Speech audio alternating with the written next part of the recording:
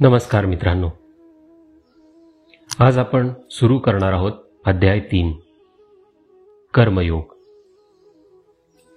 आपण अध्याय 3 चा अगोदर सारांश पाहूया, त्यानंतर आपण श्लोक आणि त्यांचा मराठीमध्ये अर्थ पाहूया. तर अध्याय 3 म्हणजे कर्मयोग म्हणजेच कर्माचं विज्ञान. या अध्यायात श्रीकृष्ण स्पष्ट करतात की सर्व जीव त्यांच्या नैसर्गिक स्वभावाच्या गुणांमध्ये कार्य करण्यास बांधील आहेत आणि कोणताही प्राणी क्षणभरही निष्क्रिय राहू शकत नाही. जे भगवी वस्त्रे परिधान करतात आणि बाहेरून संन्यास दाखवतात पण आतून इंद्रिय सुखाची आसक्ती असते, ते ढोंगी आहेत. जे कर्मयोगाचे पालन करतात आणि सतत बाह्यकृती करतात परंतु त्यांच्याशी आसक्त नाहीत, ते त्यांच्यापेक्षा श्रेष्ठ आहेत. त्यानंतर श्रीकृष्ण यावर जोर देतात की जर सर्व सजीवांना देवाच्या सृष्टीच्या व्यवस्थेचा अविभाज्य भाग म्हणून त्यांच्या जबाबदाऱ्या पार पाडाव्यात, तेव्हा आपण देवाप्रती कृतज्ञता व्यक्त करून आपले कर्तव्य बजावतो.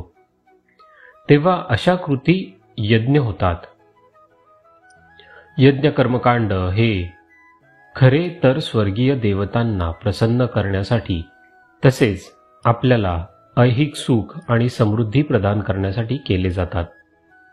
अशा यज्ञांमुळे पाऊस पडतो आणि पावसांपासून जीवन निर्वाहासाठी आवश्यक अन्न तयार होते. या सृष्टीचक्रात जे आपली जबाबदारी स्वीकारत नाहीत ते पापी आहेत. ते केवळ इंद्रिय सुख मिळवण्यासाठी जगतात आणि त्यांचे जीवन निरर्थक बनते. मग पुढे श्रीकृष्ण म्हणतात की इतर मानव जातीच्या विपरीत असे ज्ञानी आत्मे जे आत्मज्ञानात स्थित आहेत, त्यांना भौतिक जबाबदाऱ्यांचे पालन करणे बंधनकारक नाही, कारण ते आत्म्याच्या स्तरावर त्यांच्या उच्च जबाबदाऱ्या पार पाडत आहेत. तथापि ते आपल्या सामाजिक जबाबदाऱ्यांचा त्याग करतात.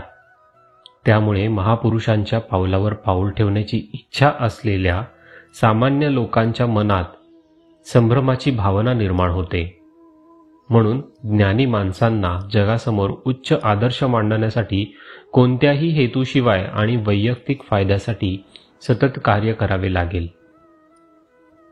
हे अज्ञानी व्यक्तीला त्याच्या अपरिपक्व अवस्थेत नियुक्त केलेल्या जबाबदाऱ्या सोडण्यापासून प्रतिबंधित करेल.